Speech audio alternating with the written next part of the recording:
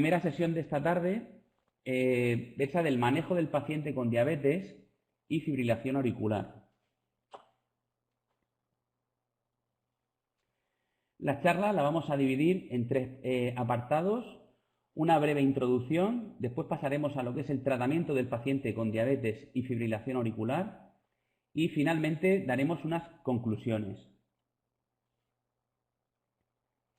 Todos sabemos que tanto la fibrilación auricular como la diabetes son dos entidades muy frecuentes y que a menudo coexisten y probablemente esta coexistencia pues es debido a que comparten mecanismos fisiopatológicos comunes y aparte porque las dos son frecuentes en la población mayor.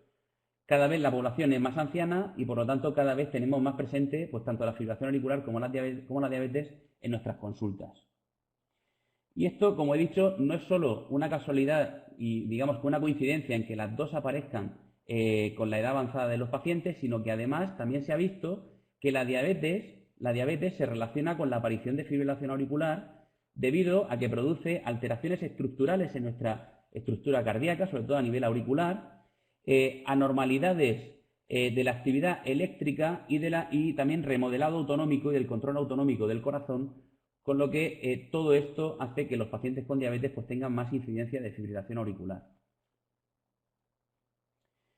Además de ser frecuentes, pues como siempre, dentro de la importancia de estas entidades o de cualquier entidad, pues hay que ver si realmente pues, nos cuesta recursos, si nos cuesta perder calidad de vida y si nos cuesta también perder pues, tiempo de vida, ¿no? Y por supuesto, pues tanto la fibrilación auricular como la diabetes se asocian a una elevada comorbilidad y una elevada mortalidad cardiovascular y no cardiovascular. Por lo tanto, va a ser pues crucial que nosotros en nuestras consultas, cuando veamos estos pacientes de forma frecuente, pues sepamos manejarlos de la forma más adecuada.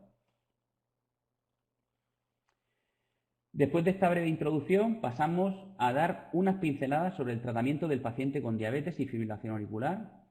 Y deciros que lo primero, cuando uno lee el título, pues pueden pensar pues que realmente no sabemos muy bien de qué vamos a hablar y de hecho pues yo lo primero que hice fue pues irme, cuando estamos hablando del tratamiento de pacientes, pues me voy a las guías de práctica clínica. Lo primero que hice fue irme a las guías de práctica clínica de diabetes y hago una búsqueda con el PDF abierto y pongo el término atrial fibrillation y cuál es mi sorpresa, que hay 0 menciones a la fibrilación auricular en las guías de diabetes. Por lo tanto, me toca hablar de una cosa, tratamiento de la diabetes y fibrilación auricular, y en la guía de práctica clínica no aparece uno de los términos. Bueno, pues teniendo la suerte de que soy cardiólogo, pues me fui a las guías de práctica clínica de fibrilación auricular de nuestra Sociedad Europea de Cardiología y ahí hice lo contrario. En las guías de fibrilación auricular metí el término de diabetes y por suerte vi que había 72 menciones a la diabetes. Entonces dije, bueno, pues vamos a hablar de esto, ¿no? Vamos a ver qué nos cuentan las guías de fibrilación auricular sobre la diabetes. Y lo primero que se menciona es que, como todos sabéis, es que la fibrilación auricular, cuando un paciente tiene fibrilación auricular y tiene diabetes, suma un punto en la escala de Chasles-Basque y, por lo tanto, eso supone, si no tiene ningún otro factor de riesgo asociado, pues el que tengas indicación de anticoagular, o sea, algo muy, muy, muy importante. Y el paciente con fibrilación auricular, si es diabético, tiene un punto de Chasles-Basque al menos y por lo tanto se va a tener que anticoagular. Anticoagularlo para reducirle el riesgo en torno a 2/3 de tener un evento embólico y generalmente a expensas de aumentar muy poco el riesgo de sangrado. Además, cuando tengo pacientes con fibrilación auricular que tienen Chasles-Basque de 0 en hombres o de 1 en mujeres que no cumplen criterios para anticoagularse, tengo que tener en cuenta siempre en mi cabeza el hecho de hacer un screening de hipertensión y de diabetes por lo menos anual, porque sabemos que el Chasles-Basque es algo dinámico y que nuestros pacientes pueden sumar puntos a expensas de la diabetes y por lo tanto requerir anticoagulación en nuestra siguiente consulta. Después de esto, pues claro, se habla de la diabetes como parte del control de los factores de riesgo cardiovascular en los pacientes con fibrilación auricular y no nos tenemos que olvidar de que esto tiene un beneficio pronóstico pues igual o más que en la población general. O sea que la diabetes debe de tratarse de forma pues adecuada en estos pacientes al igual que en otros pacientes, ¿no? Además, todos sabemos que la obesidad está relacionada claramente con la diabetes y también está relacionada con enfermedades cardíacas y, entre otras, con la fibrilación auricular. Y además tenemos evidencia reciente donde se ha visto que los pacientes obesos con fibrilación auricular, si los hacemos perder peso, pues suelen tener menos recurrencias. Entonces no va a ser infrecuente que veamos un paciente obeso con fibrilación auricular y diabetes en nuestra consulta. Y de hecho, pues tal y como se muestra en este estudio, vemos que estos eran pacientes que iban a ser sometidos con fibrilación auricular a una ablación de venas pulmonares para intentar controlar el ritmo cardíaco, y a unos se les asignaba a un grupo control y a otros a un grupo en el que se intentaba reducir el peso de forma importante. Y tal y como veis en la figura, aquellos pacientes que perdían peso, pues claramente tenían menos recurrencias tras una ablación de venas pulmonares. ¿Y qué os quiero decir con esto? Pues que cuando veamos pacientes con diabetes y obesidad, y si aparte tienen fibrilación auricular más aún, pues tenemos que hacer hincapié en que hagan una dieta cardiosaludable, que se adhieran al programa Activa si tienen la suerte de estar en un centro donde se le pueda ofrecer o similares, y que si tengo que tratarlo con fármacos antidiabéticos, vamos a intentar utilizar aquellos que disminuyen el peso, ¿vale? Y fundamentalmente, y de gran utilidad tiene esto, los análogos de GLP-1 en este tipo de pacientes que están obesos y que van a ser sometidos a procedimientos de ablación de venas pulmonares o que están teniendo recurrencias de fibrilación auricular. Porque sabemos que son fármacos altamente eficaces para reducir peso, ¿de acuerdo? Tanto ISGLT2 como análogos de GLP-1, evitar los que suben el peso y, por supuesto, recomendarlo de la izquierda, que coman bien y que hagan ejercicio. Si ponéis análogos de GLP-1 y el paciente tiene fibrilación auricular, que sepáis que los análogos de GLP-1 pueden subir un poquito la frecuencia cardíaca, pero generalmente estas subidas de la frecuencia cardíaca no suelen tener significado patológico y no suelen justificar la retirada del fármaco. Pero que si veis que sube un poquito la frecuencia cardíaca, pues que sepáis que está descrito. Además, en la guía de práctica clínica pues se hace referencia a que la diabetes en pacientes con fibrilación auricular, y también sabemos que la fibrilación auricular por sí sola está claramente asociada con la insuficiencia cardiorrenal, con el fallo cardíaco y con el deterioro de la función renal. Y por lo tanto, cuando tengamos un paciente con diabetes